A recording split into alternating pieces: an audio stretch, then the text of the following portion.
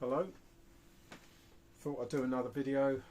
It's always good to talk to my viewers and to share in my passion, which is Berlin. It's very hot. We've turned off the fan. If you see me with kitchen towel sort of wiping me brow because it is so hot, do forgive me for that because I don't know how this looks on camera, but it is just so hot in here. But I thought I'd brave it out, by turning the fan on, because you'll get this buzzing noise in the background, and I don't think that would be very helpful. So what I've got here is I've got some of my got new books. There might be a few things that you might have seen before, but I might talk about it from a different angle. One of the things is, I mentioned this a couple of times before. If you're into history, you want to try and get as an accurate portrayal of history as you possibly can, and the only way you can do that is through documents, diaries, letters, interviews with those at the time or just after the time where their memories are fresh, photos that were taken at the time obviously also tells its own story. One of the things I have here is this is a video, because I've got books as well. This is called Berliner Straße, damals und heute. That means Berlin streets then and now.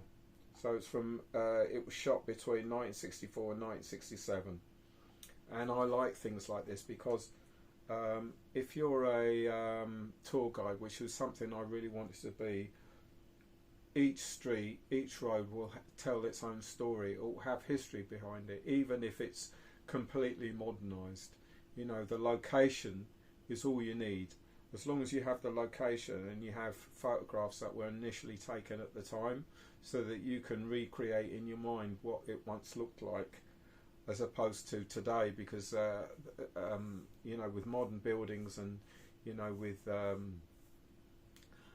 modern planners that have and real estate agents and property developers, they always look to be able to change the look of a city. They don't care about the historical value.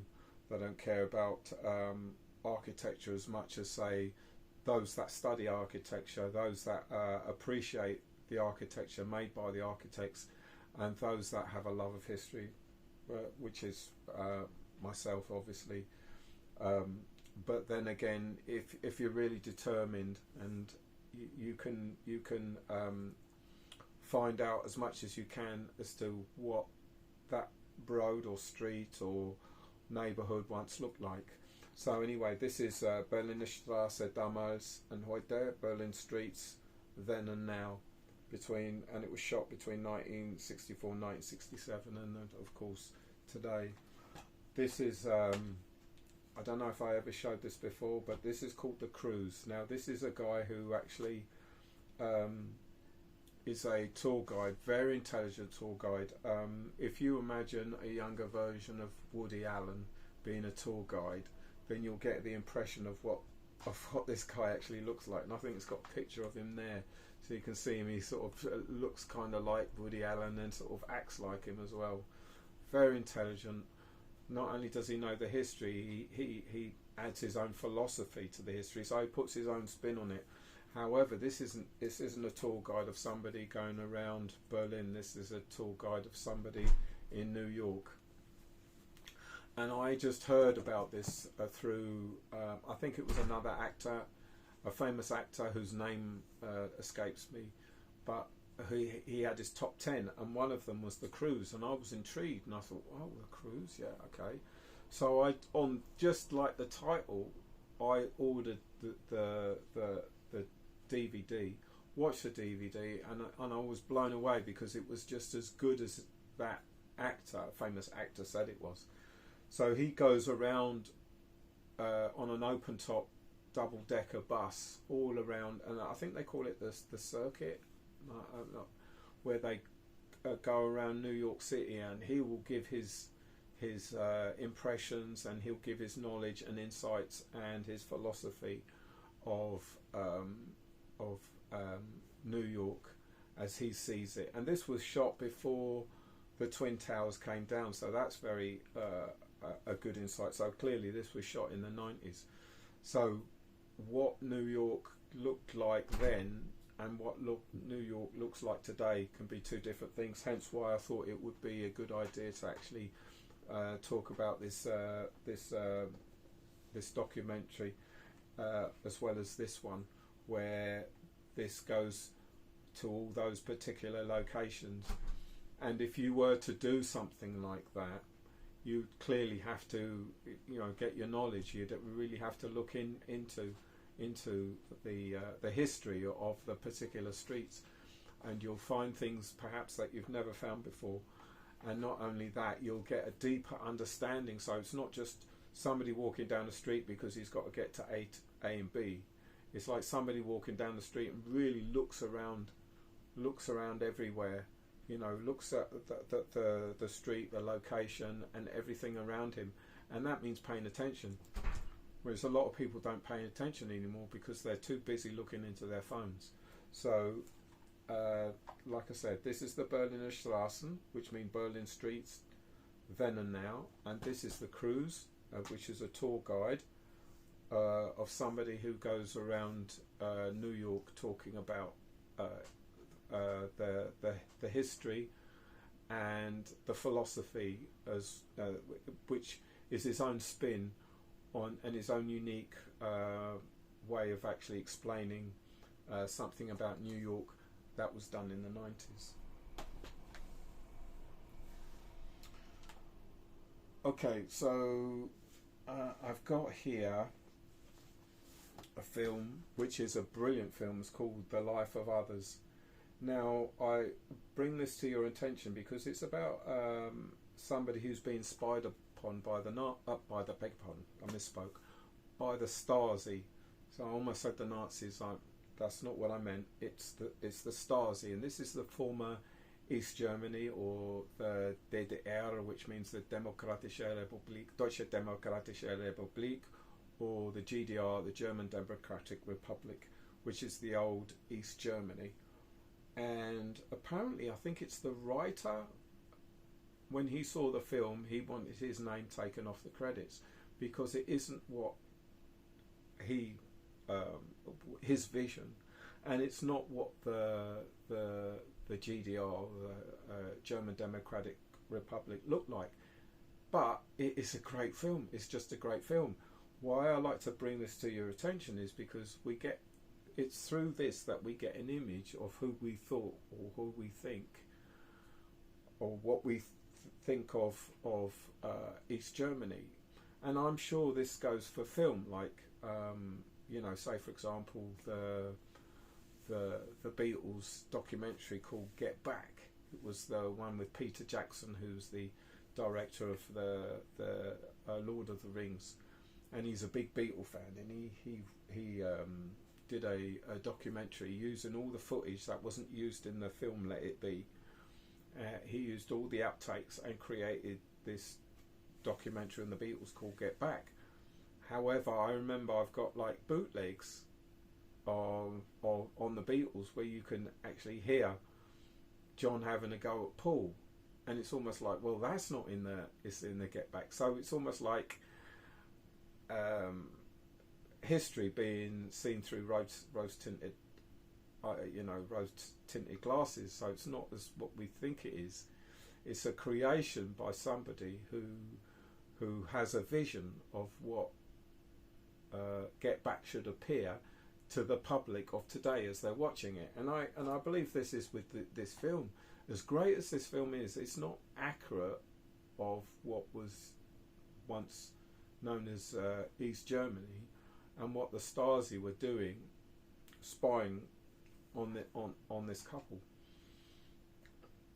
But I thought I would mention it because I think of this book here Now this is an ex-library book. This has only been taken out 3 times. As you can see, I love all these old stickers and the old sort of analog, you know, from you know, if you were a member of a library, you go into the library. I'm sure it's all different now, but back in the 80s, it was all, you know, with these cards and these kind of stickers, and then they would have the date, and you could see there were 3 times this was taken out. So clearly they withdrew this from the bookshelves, and I think there was a 10-year gap. But this, I just love this cover. I know it's sort of embossed. It says "Behind the Berlin Wall," but it kind of like from this to this, because here you can't really see anything.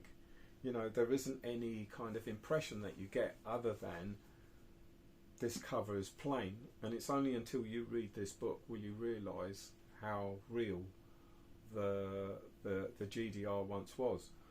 And this is from a person that went into the GDR, the former East Germany, and it was his impression of what he saw at that time before the book was published. Now this book was published in 1972, and consequently the image and the impression that he got of East Germany is set by what he saw and what he experienced at the time. That's why books like this that were published during the Cold War are so valuable, as opposed to books that were published after the event, even though those books have their value as well. It's just with this one, because I learned from another researcher, a friend of mine, who taught me the importance of looking back at the time of publications that were made at the time to get the flavour and the impression of what a historical event once was like. So this is called Behind the Berlin Wall. It's an ex-library book, and it was written by Stephen Kellman, and it was published in 1972. So it says Behind the Berlin Wall, an encounter in East Germany. So this was yeah, I was glad to find this really interesting book, and I'll be happy to read it. Okay, so I have Lend Whiten's The Berlin Game. Now why I bring this to your attention is because it's always great to find a book in a bookstore as opposed to buying it online. And this is one of them, and it's published by Penguins. Penguins, obviously a massive, great big publishing company. This is regarded as a classic. It's known as, there was Berlin Game, Set and Match, but Set and Match were in different countries. They weren't done, you know, it wasn't all Berlin. Berlin Game is the only one in the trilogy, but then you get Set and Match, which aren't in the city. So it's in other countries. So it says here, let's see. It doesn't say. I wish it did. Okay, so he's done. Lend Whiten has done a Funeral in Berlin, and I'm not sure I've got this. Oh, here we are. So it says. So we got Berlin Game, and then we got Mexico Set, and then London Match. So it is how I said it. Because I'm into obviously into Berlin, so I think if I were to read Berlin Game, it doesn't mean to say I could, or I certainly I could, but I don't, or I might do, maybe not now, but maybe in the future, is to read Mexico Set and then London Match, but it's known as Berlin Game, Set and Match. But yeah, this is a work of fiction, so this was written during the Cold War, so it will have an authentic flavour to it, and clearly this is recognised as a classic, because when you go to the bookstore, all the classics are all put together in one particular part of the store, as opposed to, you know, separate locations. So Lend Whiten, Berlin Game, and let me see when this was actually published. first published 1983.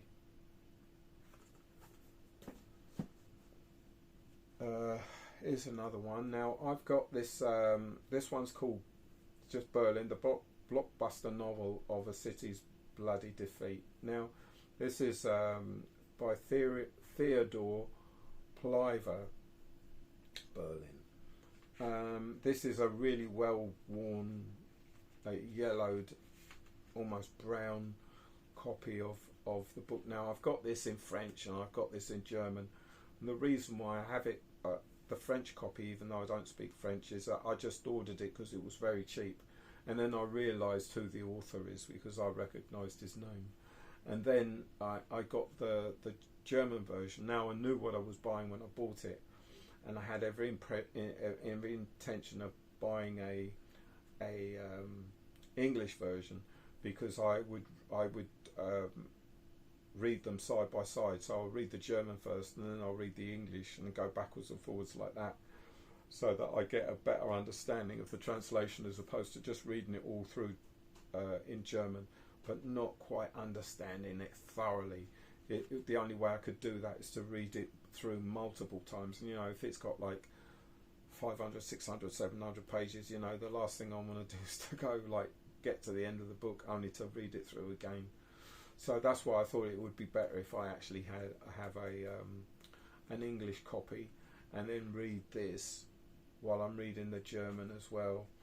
And let's see, it's got a little bit about the author, and I'll read it to you. It says Theodore Pliver, so it's Plieiver, was born in Berlin, so he's an echter Berliner, a real Berliner, in 1892. So that was really, like, you know, in the 19th century. The son of a can't even write it, proletarianized workman. At the age of 17, he ran away from home. Years of sea travel and wandering ensued. During the First World War, he served as a sailor in the German Navy. In 1918, he took part in the sailors' mutiny and afterwards was committed anarchist, a political speaker and writer and publisher of left-wing writings. In 1925, he turned towards literature, and from 1929 his first books were published. In 1933 he immigrated from Germany. From 1934 to 1945 he was an exile in the USSR. In 1945 he returned to the Soviet-occupied Germany, and in 1947 he escaped to the American-occupied zone. Theodore Pliver died in 1955 in Switzerland. So yeah, this is I think with fiction, even though it is a sort of the author's imagination as he's writing his novel, there is a lot of truth from what he uses. He uses the truth to write his fiction, and I think this sort of reminds me of a book written on Beethoven, the composer. The author, what he did was he took all the known facts of Beethoven's life, and then he created a narrative using all the known facts of Beethoven, who he was as a composer and as a man, and the times that he lived through. So it sort of goes from A to B to B to C to C to D to D to E, and there might be a gap, you know, when you get to F, but there's no F, so he has to create what F is before he can get to G, if that makes any sense. And I'm sure a lot of authors, novelists, do the same kind of thing. They take from real life and then they create a story around real life as they themselves see it. I know Ian Fleming, who wrote all the Bond novels, would use hotel stationery. He would use old train tickets, he would use old cigarette packs, he would use souvenirs and so on, and those would be the things that he would use to write his novels on James Bond. It would trigger something in his mind, a memory or a scene or something that he lived or something that he observed, to create the stories. of this spy known as James Bond. And I'm sure there are a lot of novelists that do the same. And it's your job to try and read between the lines, even though it's a novel, to try and find the truth. And the truth is what the novelist either experienced or he actually saw. So Theodore Pleva, Berlin, the blockbuster novel of the city's bloody defeat. Now let me see when he actually published this. 1956. So actually, well, it says published in Great Britain by Hammond and Co. Limited in 1956, and this publication is by Granada Publishing Limited, and this was published in 1976, and then it was reprinted in 1985. Okay, so okay, we got World War II, stories of hope from Auschwitz, inspiring the true stories of hope, love and survival. Now this is sort of short stories of actual experiences that those inmates in the concentration camp at Auschwitz would write about. Now it's always amazing that I would see so many Auschwitz books that are readily available and easy to find, as opposed to, you know, you have to look for them or you've got to look online for them. Well, this was one, again, this is what I found in a bookstore. I didn't order it online. And it's not that I went out of my way to find a book on Auschwitz. It's just a book that I chose to actually look for, or you know, I didn't look for it. It was just a book that I saw. I saw the book cover. I could buy one and then buy another one at half the price. So that was the decision why I ended up buying it. It's not a book that I've read through, because I have hundreds of books that I've bought and I haven't had the chance to read because I have like a queue, and clearly this is one that's in my queue. But I'm starting to get a collection of books, Auschwitz books. I think I've got 7 of them so far. So stories of hope from Auschwitz, inspiring true stories of hope, love and survival, by Petra Stevenson, and I think this was published in does it give yeah, oh, it's this year, 2026. This is another one, and I might have bought this at the time I bought the Auschwitz book. Is another one, and what's great about this one is this is My Family and Other Spies. So it's a story about a family that were all spies, and it's got a picture of Checkpoint Charlie. So I mean, you know, for someone like me who's into the city of Berlin, to see a book like this is like, you know, I was really amazed that I would find it. It was one of those that I sort of flicked through, and it's one of those where I bought when I was on my break. So I had it in my lunch break where I sort of just, you know, I'll go in the bookstore and I'll see what they've got, and then I might actually find a book about a family of spies. I mean, that takes it to another level, because you'd always expect a person who was a spy, and within the family, he wouldn't ever tell his family members and friends that he's a spy. Well, clearly you wouldn't, because, you know, if you're a spy, you want to keep that secret. But this is a family of spies. It's the whole family of spies, which is stunning. So I did start to read this. It's really interesting, because it sort of tells you about the times that or at least there was a member of the family who makes the discovery of that, you know, he was in a family of spies, and he decides to write a book about it. Now I did read through the introduction at work, but I've since forgotten it. So anyway, again, this was first published in 2025, and this printing is of Penguin Books in 2026. Can't tell you much about this because there isn't much I can sort of remember just by flicking through the book, but it clearly is interesting because, as I say, if you get somebody who is a spy, it's probably, you know, it's a memoir, so there will be things that he's left out.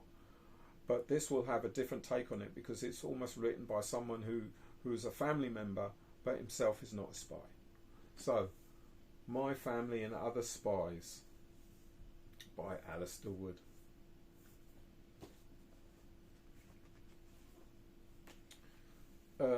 This is a pamphlet book. I love these books because these were published at the time. This was when East Berlin was up. Now, when I ordered this, I just sort of thought it just said East Berlin and a book about East Berlin, and it's in English. And I thought, right, I'm going to order this. But then I remember it says Information Centre Berlin, and I had one of West Berlin. Now I don't know where that one is. I don't know. I must have misplaced it or did something. So when I actually got this, I actually recognised it because I know I have the West German one, but not the East German one. This is fantastic because it was published at the time. The Berlin Wall was up at the time, and I was in Berlin myself at the time, which was 1987. So it was 2 years before the fall of the Berlin Wall, and you get a real flavour of the times when you read a book like this. It really, I mean, that is so crucial when you have someone either because the book was published at the time, or it was somebody who has the skill of writing in such a way that you get the flavour of the times, if that makes any sense. So this is a really good little, it's sort of a cross between a book and a pamphlet, you know, clearly something for the tourists. Let me see when this was published. 1988, right before, a year before the fall of the Berlin Wall. These books are absolutely brilliant as they are crucial. You know, if anybody's into Berlin, they should find a book like this if they ever can. So yeah, East Berlin, and it's published by the Information Centre Berlin, which I suspect no longer exists. Topics of Our Times, Berlin Divided City by Blythe Foote Finke. Is it Foote, F-O-O-T-E, Finke, F-I-N-K-E, by Sam Haar Press.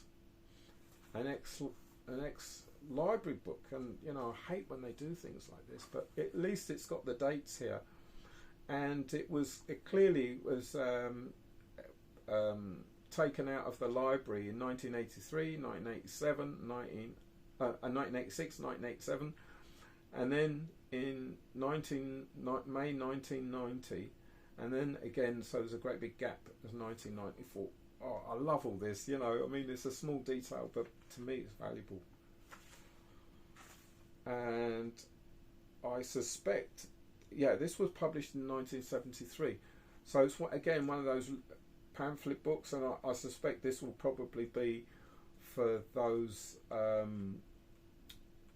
GIs that were posted to Berlin, and they were given a book like this as an overview of what Berlin is about. Now this is, you know, something that you could read in sort of 10-15 minutes, and I think, yeah, it's got 26 pages. So it clearly is for those people that perhaps don't read that much, but hence why they decided to sort of publish a book like this to try and give you a good overview of what Berlin was like during the Cold War.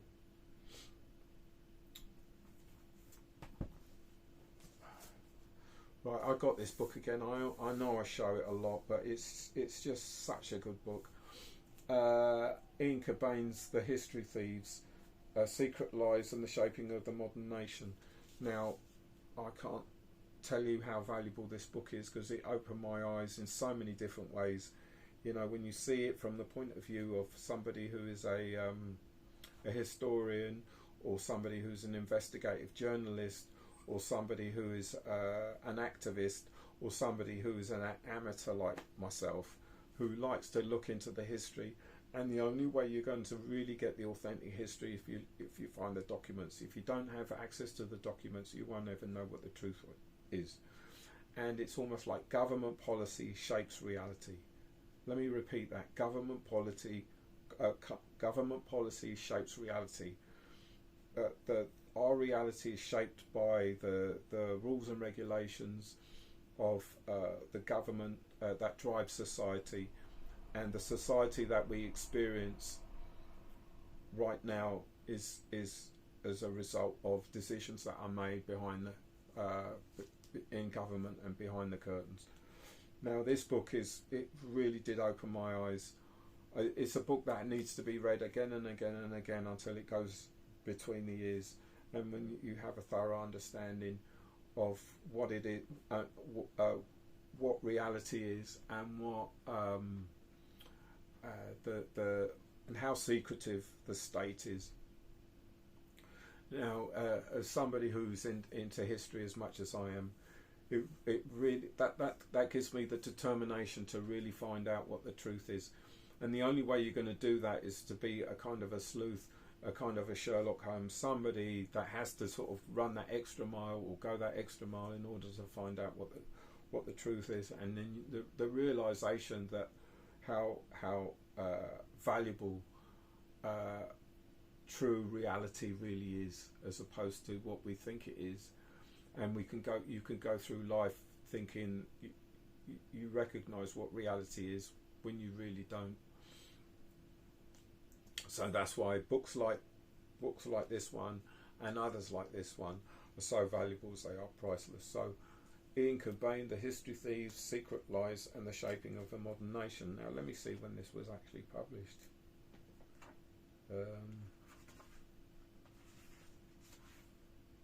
2016. Okay, it's my final one. This is called New Berlin: Memory, Politics and Place by Karen E. Till. So, and she says, this was published by University Minnesota Press. Karen E. Till is a senior lecturer of geography at the Royal Holloway University of London and the coordinator of the Space and Place Research Collective and the Institute of Global Studies, University of Minnesota.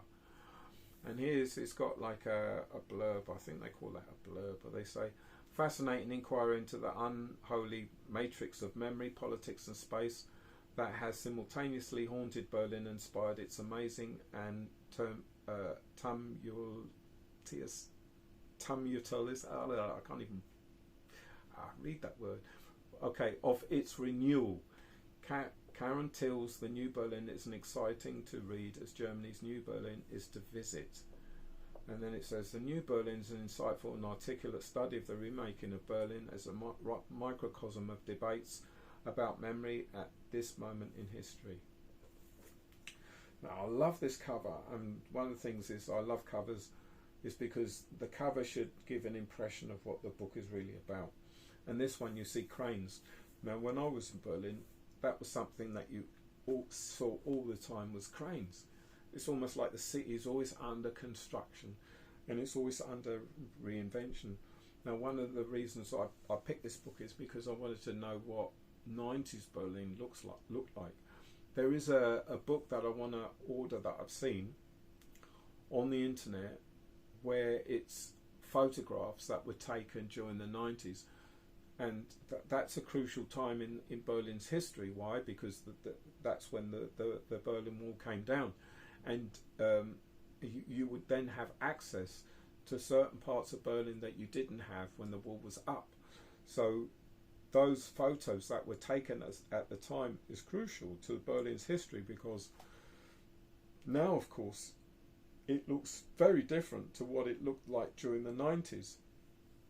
Now, I have a documentary on Berlin's reinvention, where there were all these architects that were coming in with all their geographical plans, and then you had the planners of the streets, and and where you'd put traffic lights up, and where you would and how you would divert and redivert traffic and things like that. So the 90s Berlin is a really, I would say, a very crucial time in Berlin's history, and I suspect it would be the kind of Berlin that would be easily overlooked, because the focus would always be, as it is for me, from 1914 to 1994. So that was First World War, Weimar Berlin, Nazi Berlin, World War II Berlin, Cold War Berlin, and the fall of the Berlin Wall and the aftermath of the fall of the Berlin Wall.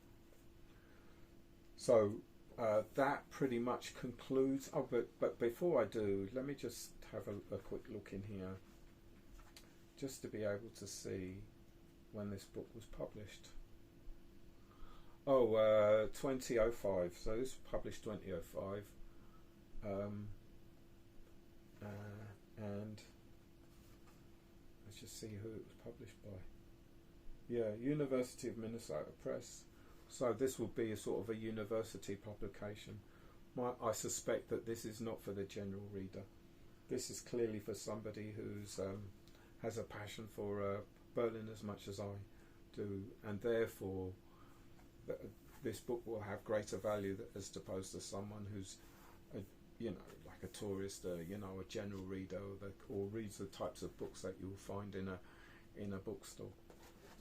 So that concludes my take on Berlin and this particular video today. Hope you've seen it all the way to the end. Please subscribe if you haven't subscribed, and I hope you can see sweat pouring down my forehead, and that you guys will take care. So alles Gute und auf Wiedersehen.